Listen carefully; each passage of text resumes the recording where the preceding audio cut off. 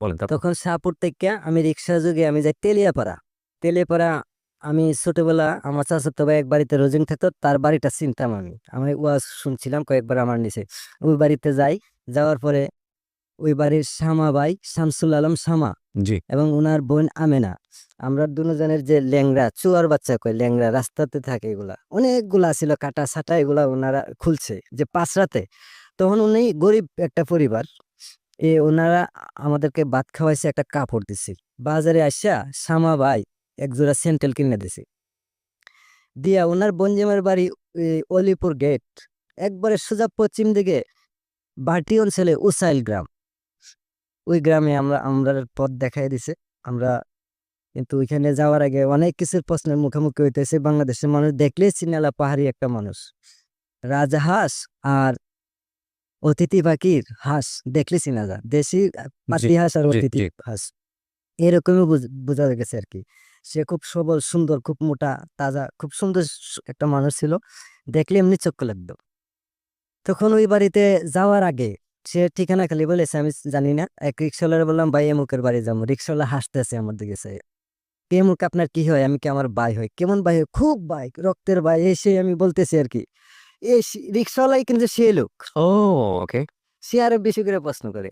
দুই তিনটা লোক আমাদেরকে দাঁড় করাইছে এখানে, এই আটকাও, এই মায়া খারাপ ভাষা দিয়েছে, প্লে কই যাস।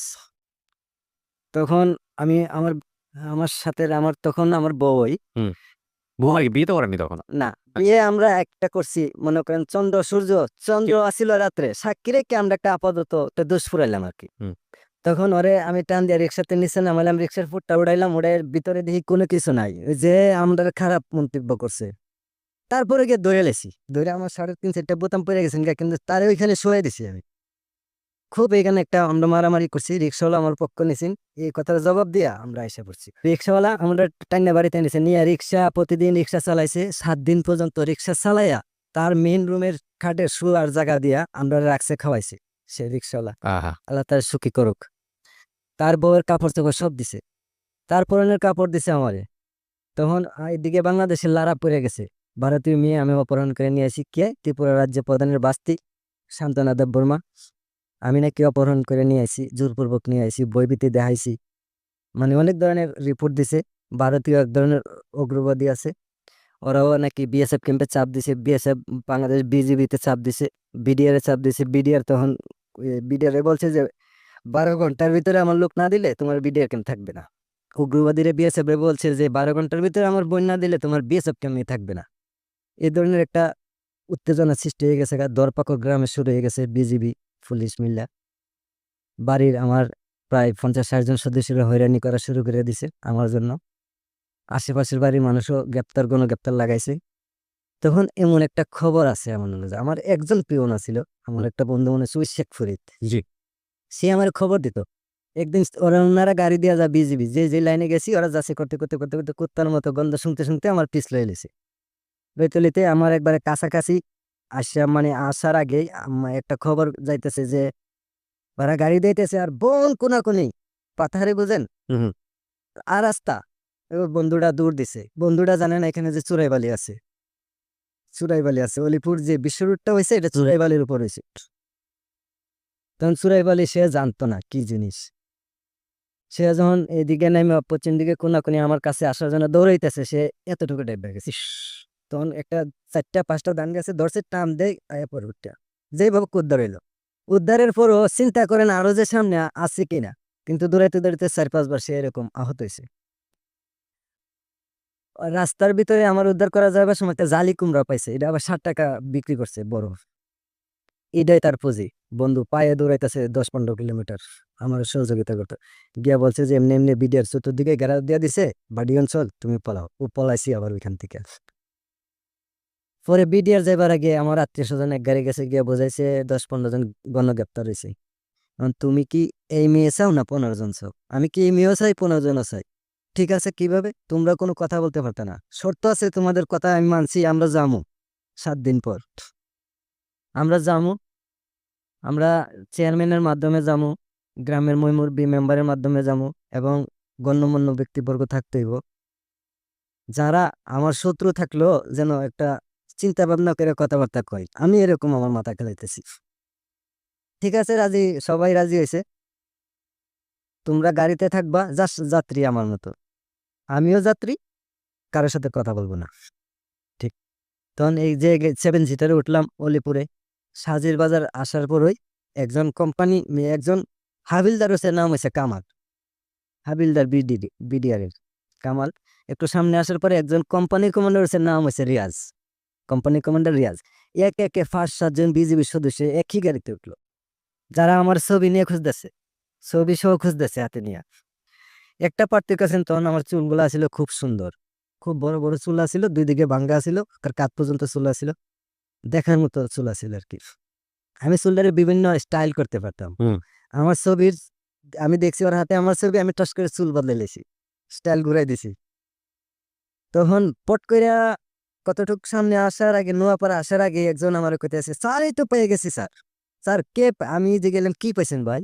কইতে স্যার মহসিন আলম পেয়ে গেছে, সাথে ওই মেয়েটাও পাইছি স্যার। মেয়েটারে কিন্তু একটা বোরকা পরাইয়া ওই যে বাড়িতে আশ্রয় ইসলাম, সে একটা মেয়ে দিয়ে দিছে, আচ্ছা। কুলে ছোট বাচ্চা দিয়ে দিছে। হঠাৎ করে আপনার নাম? আমি কই মোহাম্মদ সেলিম। কই মেয়েটাকে? আমি কই আমার বোন। তো তোমার এই অবস্থা, বোনের অবস্থা, গরিব কুলে বিয়া দিছি, জামাই রিক্সা চালায় ভাত খায়। আর ওরে বলছি তুমি তো বাংলা ভাষা পারো না, কোনো কথা নাই, চুপ। তখন কোম্পানি কমান্ডার কয় যে যদি মহসিন রে পাই সিলিডি বাসা, তাইলে কাটটা টুকরা টুকরা কইরা কুত্তা দিয়া খাওয়াইমু, আমারে কইতাছে আর কি।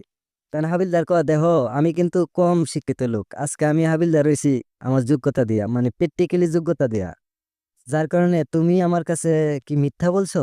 ছবি তো কিছুটা মিলে আমারে বলতেছে। আমি কই তাইলে মহিলাটা মিলেনি দেখেন। না না, এটা তো বাচ্চালা মহিলা। এইভাবে এইভাবে কোথায় যাবেন? আমি চৌমুহনীতে নামবো, হরিণখোলা রাস্তায় নামবো। হরিণখোলা রাস্তায় আমি জিজ্ঞাসা করলাম কোথায় নামবেন, একজন কইলো পিডিআর ক্যাম্পে মনতলা, একজন কইলো যে হরিণখোলা, কিন্তু উনারা নামে নাই। উনারা যখন নামে নাই, আমার ভিতরে একটা চিপা মারছে। আমার গাড়ির আশপাশের লোকজন আমি একটু চোখ তাড়া করে তাকাইছি যে আজকে না হয় যাক বেগা, পরে কিন্তু ধরা পড়তে হইব। আমি এভাবে করে চৌমুহনী বাজারে এলাম। আসার পরে আমার যে গেলে বাড়িকে, আমি পাশের গ্রাম মঙ্গলপুর নাম বললাম। এখন তো মঙ্গলপুরের দিকে যাইতে বিজিবিরে দেখাইতে হইলে, আর চৌমুহনী ইউনিয়নের ঘটনাটা সবাই জানে আমি করছি, কিন্তু ওইখানে সবাই আমার কিছু জিগায় না, কি রে ওদি বিজিবি ও ছেলেটা ওদি মেয়েটা ঘুরতেছে, কেউ কোনো কিছু জিগাইল না। আমি সোজা মঙ্গলপুরের দিকে সোনাই নদীটা পার হয়ে, ওই পানি আসছিল কম, পার হয়ে ওই ব্রিজটা পারিছি, বিজিবি সন্ধ্যা দূরে হয়ে গেছে গা, আমি আবার কোনাকুনি নেমে গেছি গা ব্রিজ দিয়া। আচ্ছা। তখন আমার ছোট বোনের বাড়িতে আসি কমলানগর গ্রামে। এখানে আমার ছোট বোনে আমাদেরকে একটা রুমে শেষ কথার একটা সুযোগ করে দিল। তখন কথা বলছি, সে মানে পায়ের উপরে আমার মাথাটা রাখলাম, সে আমার চুলগুলা উল্টাইতেছে আর কাঁদতেছে, আমার কপাল ভিজতেছে পানিয়ে, বলতেছে যদি কোনো কিছু হয়ে যায়, দুইজন পৃথক হয়ে যায়, আমার যদি ওই দেশে দিয়ে দেয়, বা তোমার যদি মেরে ফেলে, বা আমার যদি মেরে ফেলে, কি হইব? যাক, যা হইবার হইব, যদি বাচ্চা থাকো, জেল জরিমানা যাই কিছু হোক, যদিও জেলে থাকি বা বাচ্চা থাকি, তোমার তো রাতের বেলা আমার রুমটা চিনাই দিয়ে গেছি, মক্তবঘরটা চিনাই দিয়ে গেছি, আমার বাবার কবরস্থানটা চিনাই দিয়ে গেছি, ওইখানে বসে থাকবা, আমি তোমার খুঁজে নিব।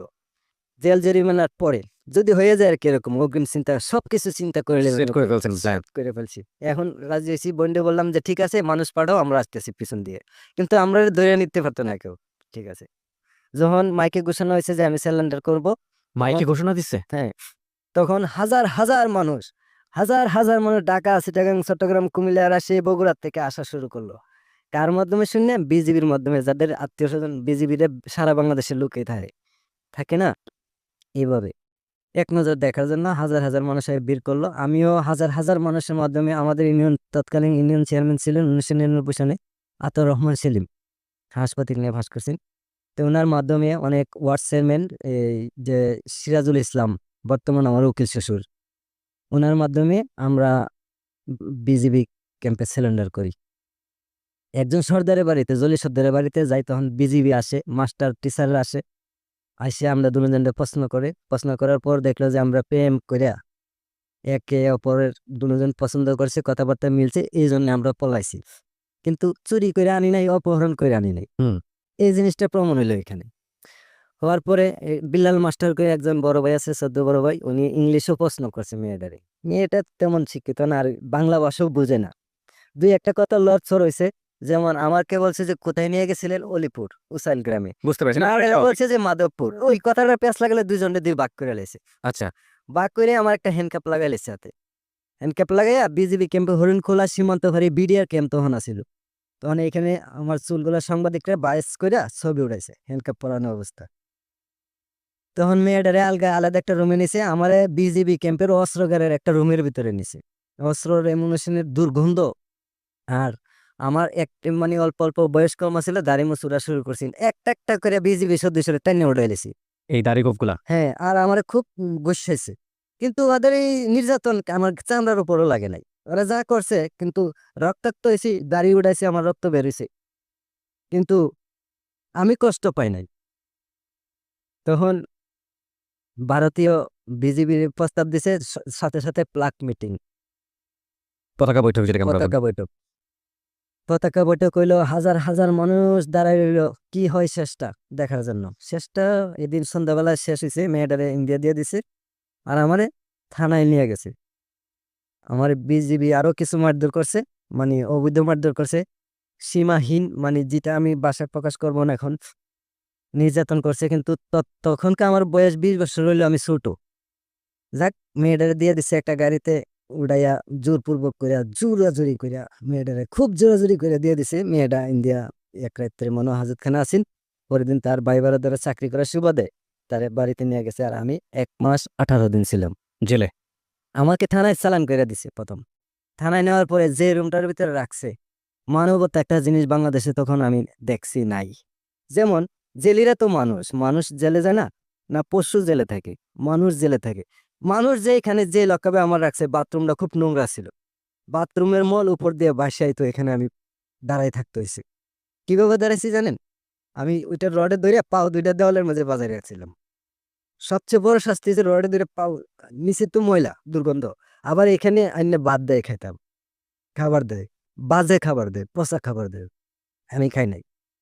এই আমি লকআপে শোনার পরে আমার আব্বারা বাড়ি ছাড়া, আমার এক বোন গেল আমারে দেখতো, আমি জানি না, পট করে আমার লকআপতে বাইর করে আনছে, আইনা মানে অনেক ধরনের খারাপ খারাপ গালি গালাজ কইরা সিরা আমার পিঠে দইরা একটা স্টিলের স্কেল দিয়ে 10টা বাড়ি দিছে।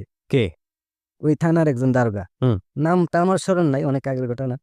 বাড়ি দেওয়ার পরে আমি বললাম, স্যার আমার কেন মারছেন, মারতেছেন কেন? খুব অকট্য ভাষা গালি গালাজ কইরা, মাইয়া মাগিবাজি করস, এই করস সেই করস, মানে পাচার করস, অনেক ধরনের কথাবার্তা কয়েছিরা মারতেছে। তে আমি কই, স্যার কেন মারতেছে? বুঝিস না, ওই তোর বইন আসছে, গিয়া বল 10,000 টাকা দিতে, আনে তো মায়ের বন্ধ হবে না। কই বইন আসছে? আমি এইভাবে তাকাই দিই, ঠিক আমার বই কাঁদতেছে, বুরকা লাগাই দাঁড়ানো। আমি মনে মনে বোনকে কইলাম, বোন তুমি তো আমার মায়ের টি খাওয়াইতেছো, তুমি কেন আসলা এখানে?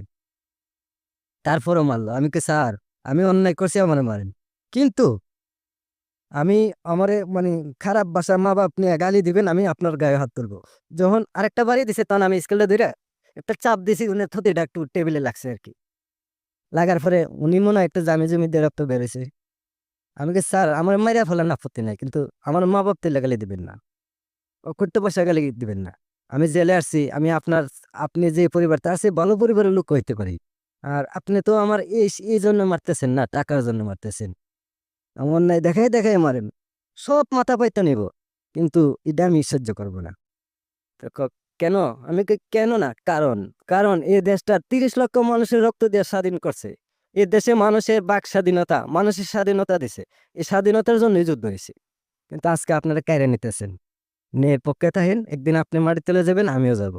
আজকে আমার নির্যাতন করতেছেন, আর আপনার বাড়িতে ভাই বোন আত্মীয় স্বজন হইতে পারে আরেকজনের হাতে। তারপরে আরেকজন আয়া 4-5টা চর দিছে গালে, দাঁতি লেগে গেছিলাম গাড়ি টানা।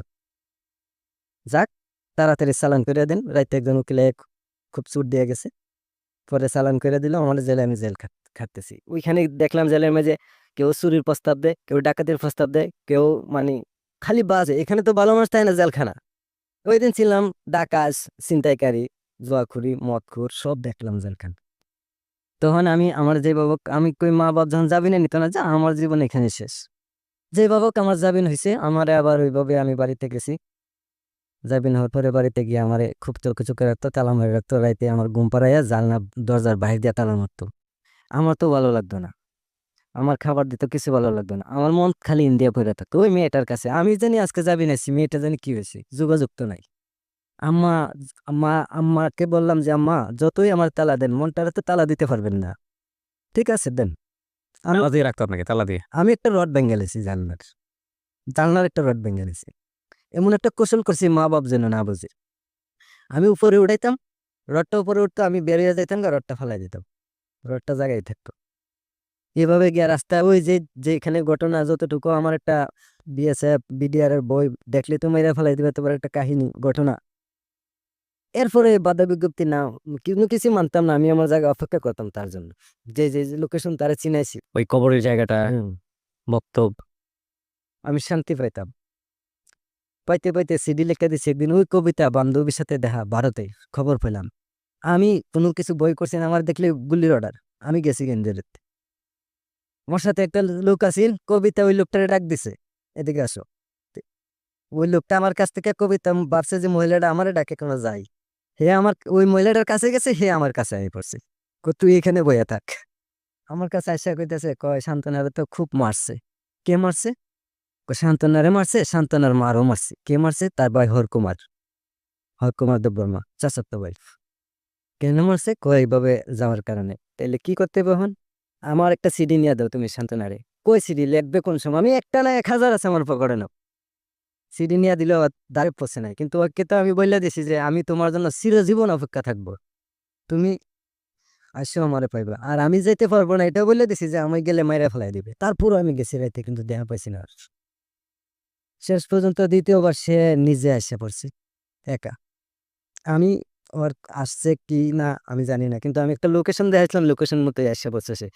পাকা ধান, ধান ভাদ্র মাস চান্দিনা ধান পাকছে, তখন চান্দিনা কত বেশি, GR11 আর চান্দিনা ধান ক্ষেতের মধ্যে দিয়া সে দৌড়াইতেছে। বাংলাদেশের পাবলিক কইতেছে এই ধান ভাঙ্গো কে, কেউর কথা কোনো সারা শব্দ নেই, মানে রাস্তা ঘুরাইয়া রাস্তা দিয়ে যাবে না সে, পানি হোক আর ক্ষেত হোক, সোজা কোনাকুনি শর্টকাট আইতো আমার কাছে, শর্টকাট আইয়া পড়ছে আমার কাছে, সে আইয়া পড়ছে। আবার পরে তারে আবার চেয়ারম্যান আইন বক্কর চক্কর আগের মতো দৌড়াদৌড়ি চেয়ারম্যানের বাড়িতে নিয়ে গেল, অনেক দূর, প্রায় 5-6 কিলোমিটার চেয়ারম্যানের বাড়ি। ওইখানে নেওয়ার পরে চেয়ারম্যানে আইন দেখাইলো, থানা থানা অনেক কিছু দেখাইলো, বিজিবি অনেক কিছু আইন টাইন দেখাইয়া শেষ পর্যন্ত আবার মেয়েটারে প্লাক মিটিং এ বসাবে, এই ধরনের একটা সিদ্ধান্ত। বর্তমান যে আমার উকিল শ্বশুর, সে আমার একটা খবর দিল, আমি ওনার একটা খবর দিলাম যে আপনার তো আল্লাহ ছেলে মেয়ে শুনছি নাই, যদি ছেলে মেয়ে মনে করে আমাদেরকে একটু গার্জেন অভিভাবককে একটু সহযোগিতা করতেন, মনে হয় খুব ভালো হতো। আর আমি মনে করতাম যে আল্লাহর তরফ থেকে একটা সহযোগিতা পাইছি। তখন সে দুইটা চোখের পানি ছেড়ে দিয়ে আমার টান দিয়ে কয়, সত্যি বলছিস রে বাবা, আমার কোনো ছেলে নাই। আছে একটা ছেলে, না নাই ছিল না জানি না আমার তখন। তখন লোকটা বয়স্ক, মেম্বারদের ভিতরে সবচেয়ে বেশি ভোট পাইছে, ওয়ার্ড চেয়ারম্যান না কি বলে। তো উনি কইল ঠিক আছে, আমি যে করে পুলিশি করে মেয়েটারে আমার ঘরে নিয়ে যাব, আর তোমারও রাখবো আমার ঘরে চুরি করে, চেয়ারম্যান জানবে না তুমি যে আমার ঘরে থাকবা। তখন ওনার সাথে একটা কথা হয়ে গেল, আমার আজকে রাতে থাকবো, কালকে প্লাক মিটিং। তখন উনি ওনার কথা মতো আলোর দেন না কি দান নতুন বেরিয়েছে, অনেক লম্বা লম্বা, আমার দৌড়ায় বিজিবি, আমি ধানের ভিতরে লুকিয়ে গেছি, লুকিয়ে রাত্রে আসি।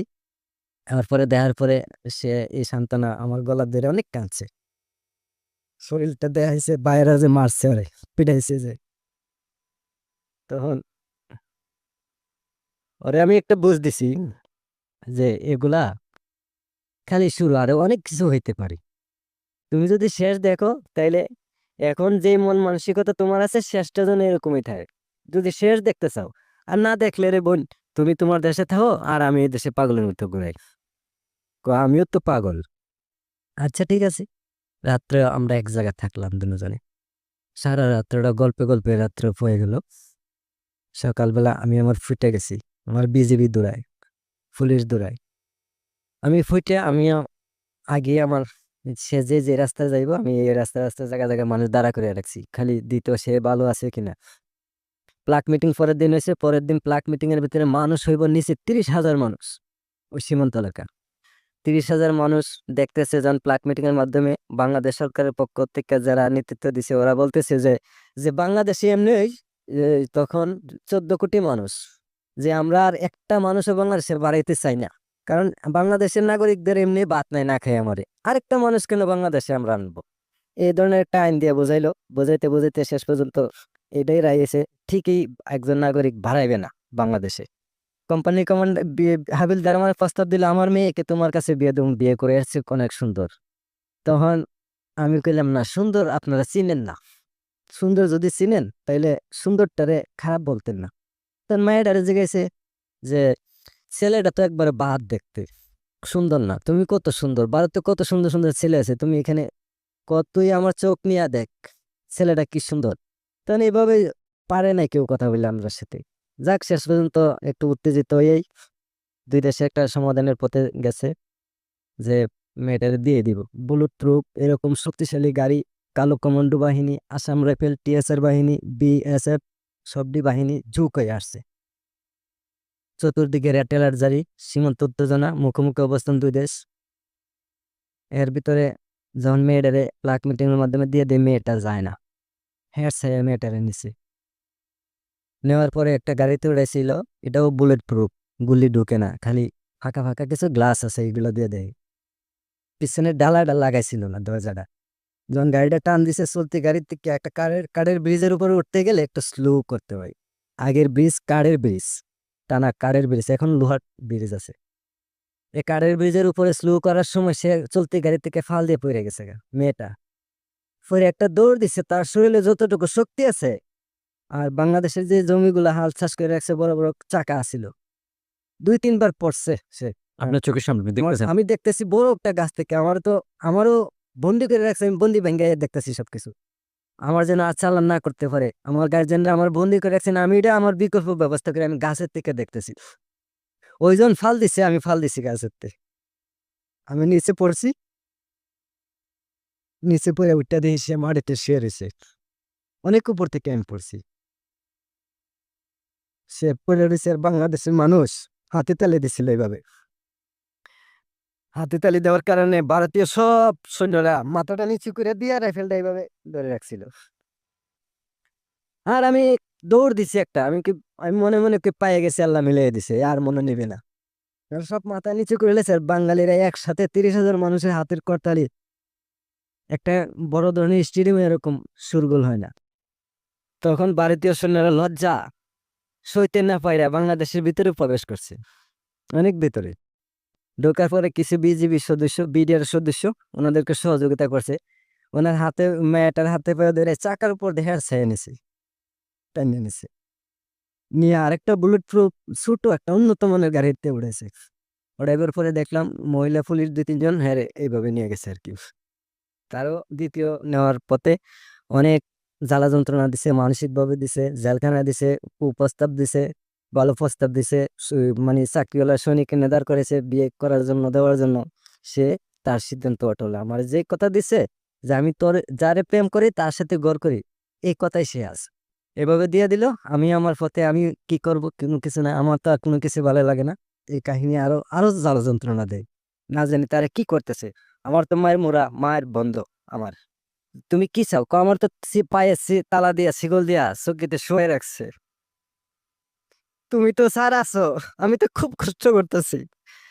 তারে আমি বলছি যে তুমি ঘরের পাশে যে জঙ্গল, জঙ্গলের মেঝে চুপ করে বসে থাও, তোমার মা বাপ তোমার জন্য কি বলে, তো তোমার খুঁজে আনবে নাকি? 2বার বন সই দিয়ে নিছে বাংলাদেশ থেকে, এবার কি করবে? এটা তুমি বসে বসে শুন। বলতেছে যে ঠিক আছে, আমি বাড়িয়া জঙ্গলে বসে রয়েছি, মা বাপ দৌড়াইতেছে, এখন এ বলতেছে এইবার গেলে আর আনবে না, তাইলে ঠিক আছে, তুমি ভয় পেও না, আমি আছি। ঠিক আছে, আমি ভয় পাই না, আমি বাঘেরও ভয় পাই না, সে বলতেছে, একমাত্র ভগবান ছাড়া। তখন কিভাবে আসবা? এই পথ, এই পথ, এই পথ, সব পথে তো লোক দাঁড়ানে, তুমি কিভাবে আসবা? তুমি যদি আমার রাস্তা বানাই দাও, আমি আয় পড়ব। তখন আমি রাস্তাগুলো বানাইতেছি, এখানে একটা জুপ, এখানে একটা কাটা, এখানে একটা আগাছা, পাহাড় যেমন থাকে, আমি সবকিছু পা দিয়া, পাইরে হাত দিয়া, পা দিয়া, হাত দিয়া, পা দিয়া, 2 পাশে একটা রাস্তা করলাম। করতে গিয়ে আমার অনেকখানি আমি আহত হয়েছি, আমার নখ টক অনেকটি উঠে গেছিল গা। তখন আমি যে যে পথ অনুসরণ করছি, সে রাস্তা বানিয়ে দিছি, সে সেই পথে এসে এখানে কিছু পাহারাদার দেখতেছি, সে দাঁড়াইলো। কতক্ষণ পরে পাহারাদাররা তো এখন বইয়া বিড়ি সিগারেট খেতেছে, বিড়ি সিগারেট, ইন্ডিয়ান পাতার বিড়ি, নাসির বিড়ি, সিগারেট এগুলা খায়। আমি বলতেছি আরে যে তুমি এক কাজ করো, একটু ডাইন দিকে সরো। কয়টা তো মুলি বাগান, প্রায় 1 কিলোমিটার একটা মুলি বাগান, মুলি বাস। কয়টার ভিতর দিয়ে অনেক ধরনের পুরানা সাপ থাকে, এদিকে আসা যাবে না। আমি কেটার ভিতর দিয়ে আসতে হবে বাঁচতে হলে।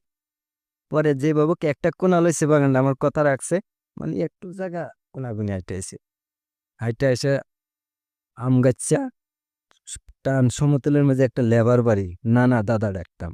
ওর বাসায় গিয়ে ঢুকছে, দাদা দাদা দরজা খোলো। বললেন আমি, দাদা প্রচুর মাল খাইছে, দাদা মাল খাইয়া ঘুমাইছে, দাদির এবার ডাকো, দাদি দাদি দাদি দরজা খুলছে।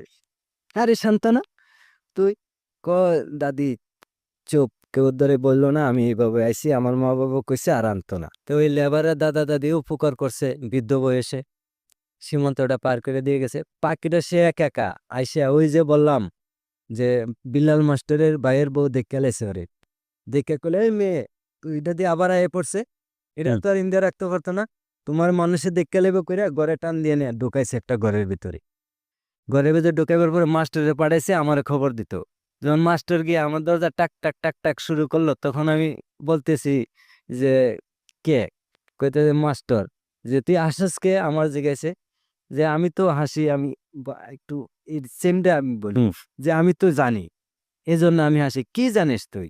আপনি যে কারণে আসছেন সবটা আমি জানি। মানে আপনার কনফিডেন্ট ছিল এটা যে জি সে আবার আসবে, কেউ না কেউ জি সে জি। নিয়ে আসবে। আচ্ছা, তখন মাস্টারে কয়, হ্যাঁ তুই কেমনে তাহলে তুই আসলে, আমি কেস জি না, আমার কেসের তারিখ এখন কোনো কথা নাই, মেয়ের সাথে আমার দেখা নেই, আগে তারিখের হাজিরা দিব, আইনের শ্রদ্ধা জানাবো, তারপর আয়া বোর্ড লিখতে। আমি আইনে হাজিরা দিলাম। হাজিরা দিয়ে আয়া দিই আমার 20 শতক জমির দান, চান্দিনা দান 13 দিন কাটিয়া ফেলাই রাখছে, দানের বিছাইয়ে পড়ছে দানের ভিতরে। আমার আব্বা সবাই অসহায় নিরুপায় হয়ে, কেউ মানে কিছু ধরে না, মাথার নষ্ট। তখন আমি নিজে বাধ্য হইয়া জীবনের ফার্স্ট বাড়ি লাগাইলাম আর কি দানে। মাত্র 15-20 মিনিটে 20 শতক জমির দান আমি বেরিয়ে ফেলাই দিছি। তখন দান বাইরে শেষে করে গিয়ে আমার বউর মুখ আমারে দেখাইলো। আমি দেখলাম কাজটাও শেষ করে দেখছি। বউ তো তখনও হয় নাই। জি না। তারপর তখন আমার আব্বা নিজে আমার ঘরের মেঝে হুজুর টুজুর আইনা, হুজুর আরো কাছে আপনারা শুনেন, আমার যদি ভুল হয় আপনারা ধরেন। আমার আব্বা নিজে হুজুর সাহেব সাক্ষী রাখিয়া ইসলামিক শরিয়া ভাবে আমাদের বিয়া শাদী পড়াইছেন। আপনার বাবা পড়িয়েছেন আপনাদের? জি জি। প্রথমে আমরা তো চাঁদ রেখে একবার পড়ছি, না, সেটা তো অন্য জিনিস, আপনার ইমোশন আর তারপর মানে ধর্মীয় ভাবে আমার বাবা উনি উনি উনি মুসলিম হলো কবে? মুসলিম হয়েছে তারপরে। আচ্ছা, এই বিয়ার পরে ওই হ্যাঁ। আমার বাড়িতে রেখে দিছে, যে বারবার হয়রানি, প্লাক মিটিং, দৌড়াদৌড়ি, মা বাপ শেষ পর্যন্ত আমাদের এই কাহিনী সত্য দেখা হুম। আমার মা বাপ আমাদের পক্ষে আয়া পড়ছে। আমার বিপক্ষে যারা আছেন সবাই পক্ষে আয়া পড়ছে। পক্ষে হওয়ার পরে মানে সামনে রোজা আছে, তখন কুমিল্লা পাঠাই দিলাম ওনারে। আচ্ছা, কুমিল্লা কোথায়? কুমিল্লা কোতোয়ালি থানার নন্দির বাজার, নন্দির বাজার পাঠাইছি। কেন, ওখানে কে ছিল? আত্মীয় ছিল আমাদের, একটা আত্মীয়ই। হুম। ওই আত্মীয়র বাড়িতে 2-3 মাস আসছিলাম আমরা। আমি বাড়িতে কাম কাজ কইরা কিছু টাকা পাইছি, ধান কাটছি, রুয়া দিছি, সেই কইরা সেরা ওই তখন ওর কাছে গিয়া 7 দিন 10 দিন থাকতাম আমরা। আমরা ধর্মীয়ভাবে বিয়ে করছি, মানে রাষ্ট্রীয়ভাবে বিয়ে করার জন্য ওইখানে অবস্থান করা। তখন কুমিল্লা কোর্টের ভিতরে এফিডেভিটের মাধ্যমে আমরা বিয়ে শাদী। প্রথমে ওর মানে ওকে মুসলমান বানাইছে, তারপর এই দেশের নাগরিক বানাইছে, তারপর আমরা বিয়ে শাদী করেছি। সর্বমোট 3 মাস সময় লাগছে এগুলো করতে, প্রসিডিউর এগুলো মেইনটেইন করতে। এর ভিতরে আইসে 30টা রোজা রাখছে, সে একটা রোজা ভাঙে নাই। এই এখন নাম কি ওনার? এখন হয়েছে শারমিন আক্তার। শারমিন আক্তার। জি। নামটা কে দিয়েছিল? আমার আব্বা। আপনার বাবা বিয়ে পড়েছে, আপনি কত ভাগ্যবান। এবং সে সে 30টা রোজা করেছে, প্রথম রোজা। জি এবং সে সে যে লেবাস মেইনটেইন করে, মাশাআল্লাহ। আপনার মেয়ে যারা, জি। তারাও আমি দেখলাম যথেষ্ট পর্দানশীল। এভাবে আপনার একটা ছোট্ট মেয়েও আছে। কত বছরের সংসার হলো আপনাদের? আমাদের প্রায় আমরা 99 থেকে আজকে 18। 18 বছর সংসার। এই 18 বছরে কি হয়েছে? আপনার শ্বশুর পক্ষের লোকজন তারা কি মেনে নিয়েছে? হ্যাঁ, ওনারাও মেনে নিছে। আমরা বাংলাদেশের আমার আত্মীয় স্বজনও মেনে নিছে। আমরা শ্বশুর বাড়িকে 3 মাসও বেড়াইছি। এখন আর কোনো সমস্যা হয় না? জি না। তবে 2011 সালে একবার গেছিলাম, আর যাইতে পারিনি, তার কাটা একবারে কাটা হয়ে দাঁড়াইছি। এখন আর যেতে পারেন না? আচ্ছা, ওনাকে একটু দেন, শারমিনকে একটু দেন। বাংলাদেশের ছেলে, আপনি বিয়ে করছেন। 18 বছর সংসার করলেন। হ্যাঁ, আপনার যে গল্প আমি শুনলাম, এটা তো আজকে দেশ কাঁপাবে এই গল্প। মানে বাবা মাকে মিস করেন না? এই 18 বছর এতদিন ধরে বাংলাদেশে আছেন। মিস করি তো। তো যেতে ইচ্ছে করে না, যাওয়ার চেষ্টা যাওয়ার করে। তো যাওয়ার ইচ্ছা হলো যাইতে পারি না। আপনি ও যে গল্পটা বললো আমাদের এখানে, এত দুর্ধর্ষ গল্প, এতটা ভালো কি দেখে বাসছিলেন এই ভদ্রলোকটাকে? মাশাআল্লাহ। আমি তো, এবং উনি কথা খুব কম বলেন, একটু লাজুক প্রকৃতির। এই যে অন্ধকারের মধ্যে আসতেন, পালায় আসতেন, বন জঙ্গলের মধ্যে ভয় করতো না? শুধু হাসলে তো হবে না, আমাদেরকে তো বলতে হবে, নাহলে তো বিশ্বাস করবে না লোকজন। উনি কি বাংলা বলতে পারে? এখন পুরোপুরি বাংলা বলতে পারে? পুরোপুরি পারে। আপনি তো নামাজ রোজাও করেন, আমাদের ধর্ম পালন করেন, মুসলিম ধর্ম পালন করেন। তো এইগুলো মানায় নিতে কঠিন লাগে নাই? যে পুরো আমাদের তো কি বলা যায়, আমাদের আচার-আচরণ আপনাদের চেয়ে একটু আলাদা। সংস্কৃতি বললে হয়তো বুঝবেন, আমি এভাবেই বলতেছি। তো এগুলো মানায় নিতে কষ্ট হয় নাই? জি না, কষ্ট হয়েছে না। কষ্ট হয় নাই? জি না। বাহ! আমি মানে অবাক হয়ে গেলাম। আর কিছুই বলার নাই। আপনি সেই সকালবেলা রওনা দিয়ে ঢাকাতে আসছেন। উনি কি ঢাকায় ফার্স্ট আসছে? ঢাকা শহর কেমন লাগলো এটা বলেন? জি কষ্ট হয়েছে। আচ্ছা, বাচ্চা নিয়ে। ঢাকা ভালো নাকি আপনাদের হবিগঞ্জ ভালো? ওনারা অনেক কষ্ট করেছেন এবং সেই কষ্টের ফসল আপনারা যারা এতক্ষণ শুনলেন আমাদের রেডিও, তারা বুঝতে, উনি খুব সহজ সরল একটা মানুষ। এবং পুরো যারা আদিবাসী আছেন আজকের এই গল্পের পরে, আমি ব্যক্তিগতভাবে তাদের প্রতি সবসময় আমার শ্রদ্ধা ছিল। কিন্তু আজকের পর থেকে আমার ব্যক্তিগত রেসপেক্টটা বেড়ে যাবে এই কারণে যে this people are really simple, honest. হ্যাঁ, ওদের সামনে ওদের সাথে সিম্পলিসিটি আর অনেস্টি নিয়ে মিশলে ওরা একটা অন্যরকম মানুষ। আর লাভ, ভালোবাসা কি করতে পারে, এটা হচ্ছে এদেরকে দেখে শেখা উচিত। এরা প্রুভেন। এরা হচ্ছে, এদের জন্য দেশ বাধা হয়নি, মানচিত্র বাধা হয়নি, সংস্কৃতি বাধা হয়নি, ধর্ম বাধা হয়নি, এদের জন্যে কোনো কিছু বাধা হয়নি। না শিক্ষাও বাধা হয়েছে এদের জন্যে। বিয়ে করেছে এবং ১৮ বছর যাবৎ সংসার করছে। ২ টো মেয়ে আছে আপনার। আমি মেলাতে এসএসসি পরীক্ষায় আমি ১ম এ মেলাতে পারছিলাম না। মানে যে মনে হচ্ছে ভাই বোনের মতো আপনাদের চেহারা দেখার পর। অনেকেই বোধহয় করে এরকম ভুল। হ্যাঁ, এবং আ ৩ টা মেয়ে। হ্যাঁ, আরেকটা তো ছোট, সেটার কথা বলছিলাম যে ৩ টা মেয়ে। আরেকটা ছোট, ওটার বয়স কত? ১১ মাস।